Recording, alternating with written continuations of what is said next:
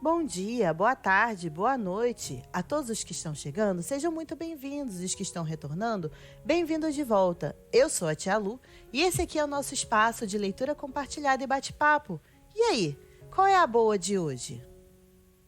Olá, pessoa querida que está aqui me dando a honra de compartilhar mais esse momento de leitura e bate-papo com você. A boa de hoje é o início de uma nova série aqui no canal, o livro Uma Breve História da Filosofia, de Nigel Warburton. E a gente vai ler cada capítulo em um vídeo, tá certo? E a leitura vai ser uma dinâmica diferente. Não vai ter texto na tela. Vai ser só eu, o livro e você aí escutando. Então você pode botar o seu telefonezinho aí de lado ou o seu tablet e continuar fazendo o que você está fazendo. Você me escuta e a gente lê o livro. Bora para nossa leitura? Primeiro capítulo, O Homem que Perguntava, Sócrates e Platão. Aliás, lembrando que se você gosta de filosofia, de leitura, desse tipo de vídeo, já deixe seu like, isso ajuda muito aqui no canal. E aqui em cima tem uma playlist, ó, com qual livro? O primeiro livro que a gente leu aqui, A Sutil Arte de Ligar o Foda-se. Beleza? Então, bora lá. O Homem que Perguntava, Sócrates e Platão. Há cerca de 2.400 anos, em Atenas, um homem foi condenado à morte por perguntar demais. Houve filósofos antes dele, mas foi com Sócrates que o assunto realmente despontou. Se a filosofia tem um santo padroeiro, Sócrates é o seu nome. De nariz achatado, rechonchudo, mal vestido e um pouco estranho, Sócrates era um sujeito deslocado. Embora fosse feio e não tomasse banho com frequência, ele tinha um grande carisma e uma mente brilhante.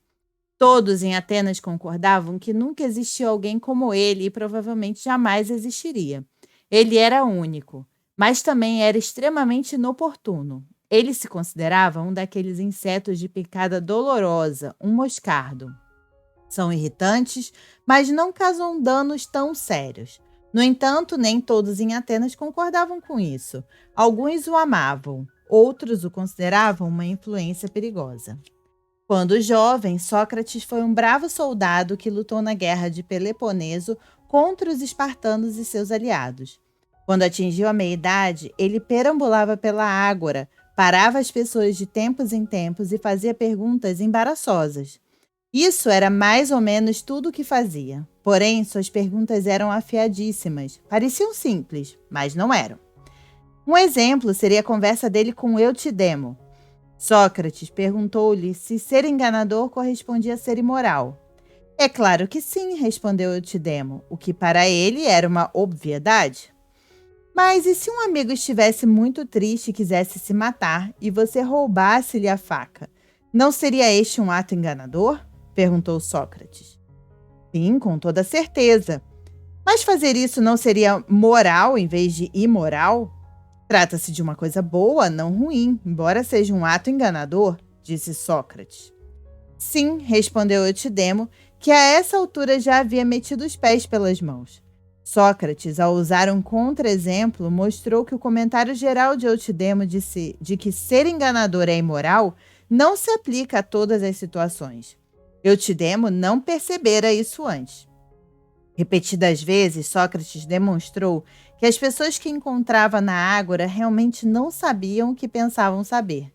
Um comandante militar daria início a uma conversa estando totalmente certo de que sabia o que significava a coragem, mas depois de 20 minutos na companhia de Sócrates, iria embora totalmente confuso.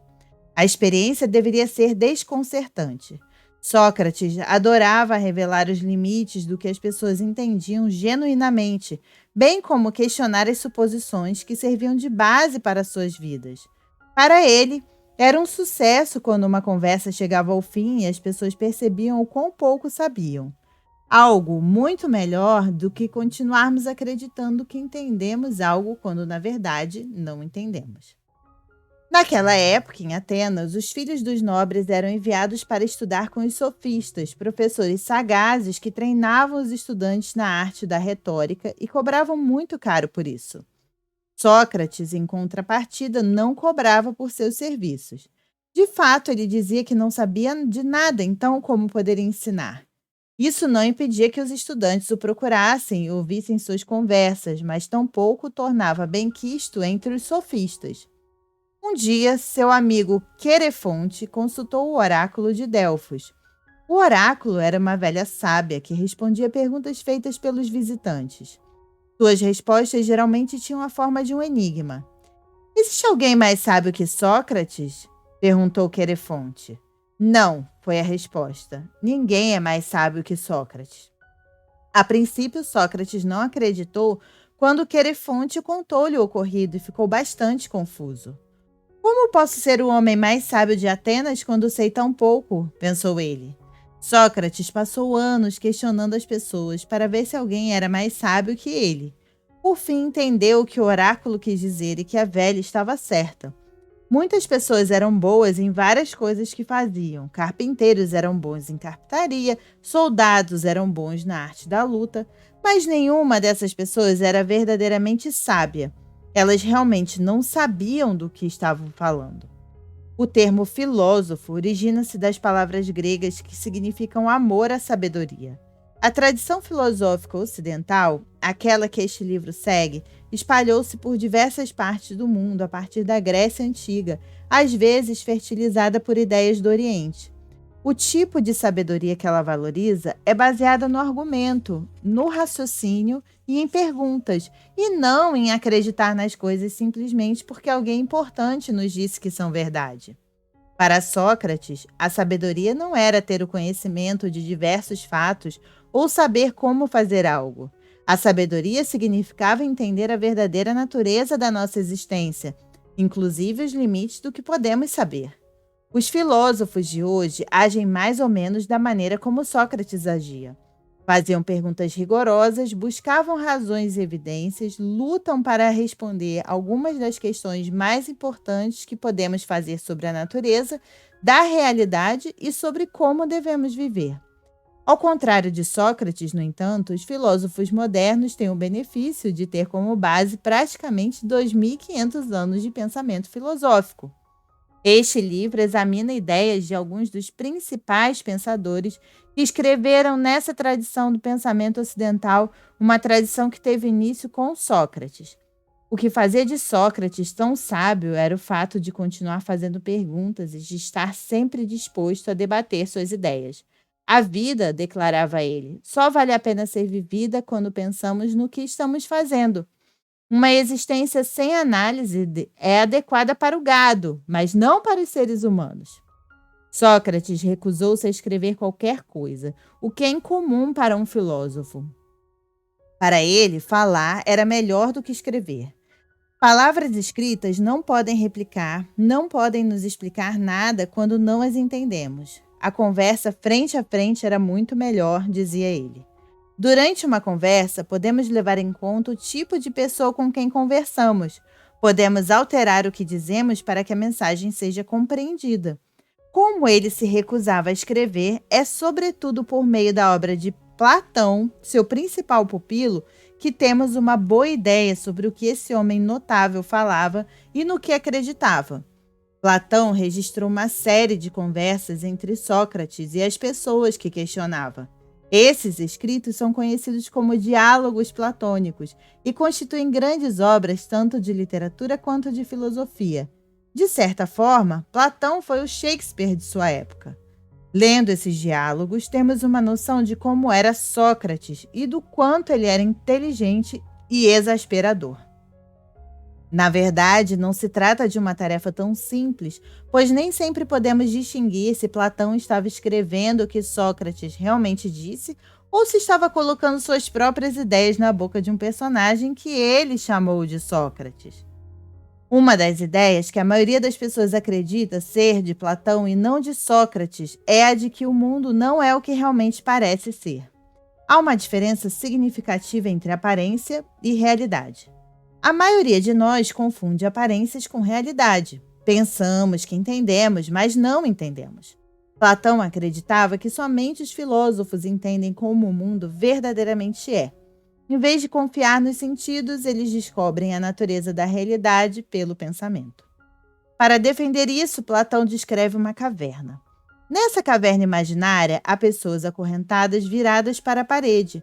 Diante delas, as pessoas veem sombras trêmulas que acreditam corresponder às coisas reais, mas não são. O que vem são sombras projetadas por objetos conduzidos na frente de uma fogueira que fica lá atrás.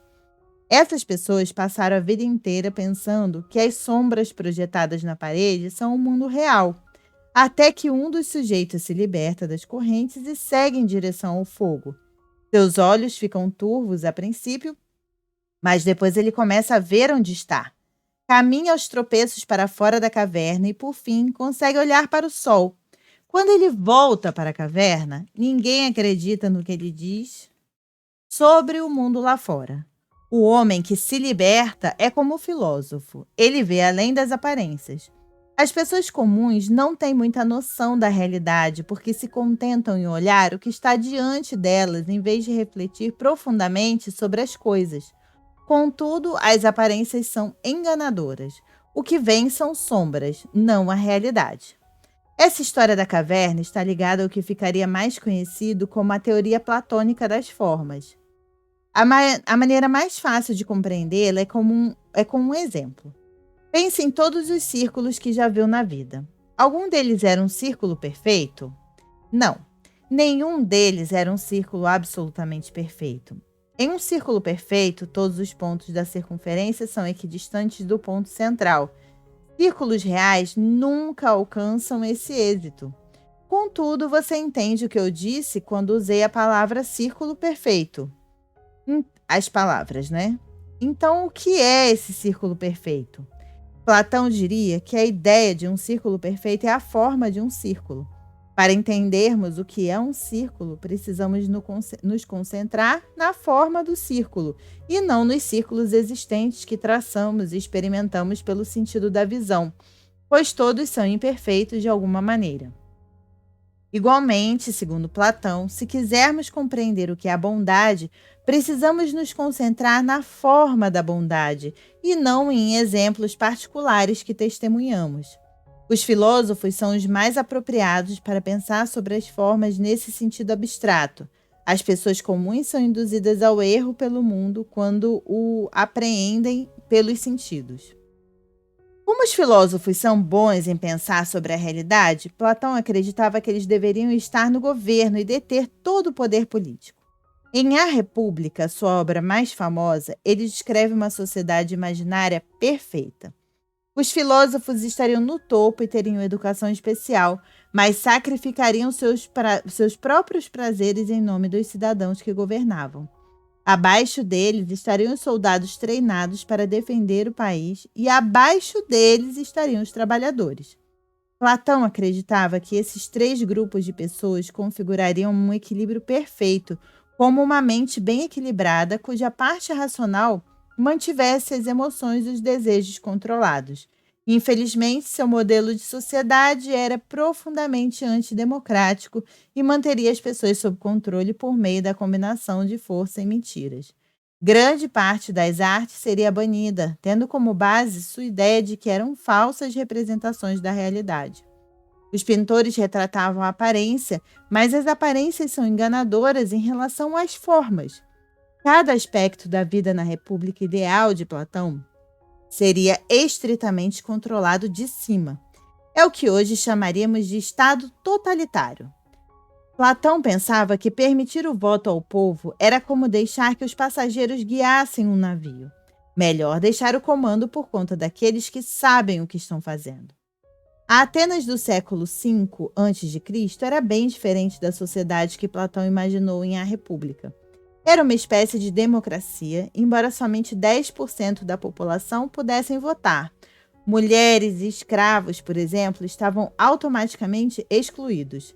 No entanto, os cidadãos eram iguais perante a lei, e havia um elaborado sistema de sorteios para garantir que todos tivessem uma chance justa de influenciar as decisões políticas. Atenas, como um todo, não valorizou Sócrates de modo tão exaltado quanto Platão o valorizou. Longe disso, muitos atenienses acreditavam que Sócrates era perigoso e que estava deliberadamente destruindo o governo. Em 399 a.C., Quando Sócrates estava com 70 anos de idade, Meleto o levou a julgamento. Ele afirmou que Sócrates negligenciava os deuses atenienses, introduzindo novos deuses próprios. Ele também sugeriu que Sócrates ensinava aos jovens a se comportarem mal, encorajando-os a se voltarem contra as autoridades. Ambas as acusações eram bastante sérias. É difícil saber o quanto elas eram precisas. Talvez Sócrates realmente desencorajasse seus estudantes a seguir a religião estabelecida, e há alguma evidência de que ele gostava de zombar da democracia ateniense, o que combinaria com seu caráter. O certo é que muitos atenienses acreditavam nas acusações. Houve uma votação para considerá-lo culpado ou não. Mais da metade dos 501 cidadãos que compunham o imenso júri o considerou culpado e o sentenciou à morte. Se ele quisesse, provavelmente poderia ter se defendido e evitado a execução. Contudo, em vez disso, fiel à sua reputação de moscardo, irritou ainda mais os atenienses, argumentando que não fizera nada de errado e que eles deveriam, na verdade, recompensá-lo com refeições gratuitas pelo resto da vida, em vez de puni-lo. Mas esse argumento não foi bem aceito. Ele foi condenado à morte, tendo de tomar veneno feito de cicuta, uma planta que paralisa gradualmente o corpo. Sócrates despediu-se da esposa e dos 3 filhos, depois reuniu seus estudantes ao redor de si. Se tivesse tido a escolha de continuar vivendo em silêncio, sem fazer mais perguntas a ninguém, ele não teria aceitado. Preferiria morrer a viver assim. Sócrates tinha uma voz interior que lhe dizia para continuar questionando tudo, e ele não a trairia. Então, tomou um cálice de veneno e morreu logo depois. Nos diálogos de Platão, no entanto, Sócrates ainda vive. Esse homem difícil que continuou fazendo perguntas e preferiu morrer a parar de pensar sobre como as coisas realmente são, tem sido uma inspiração para os filósofos desde aquela época. O impacto imediato de Sócrates foi exercido sobre aqueles que o cercavam. Além de Platão, outro grande pupilo de Sócrates foi Aristóteles, um tipo de pensador bastante diferente. E a gente vai ficando por aqui com esse primeiro capítulo de Uma Breve História da Filosofia. São 40 capítulos e eu espero que vocês gostem, tá bom? Lembra das redes sociais aqui embaixo e da playlist aqui nesse primeiro vídeo eu vou colocar o primeiro livro que a gente leu aqui no canal. Muito obrigada pela sua companhia, espero que você fique bem. Paz e luz, um beijo e tchau. Tchau!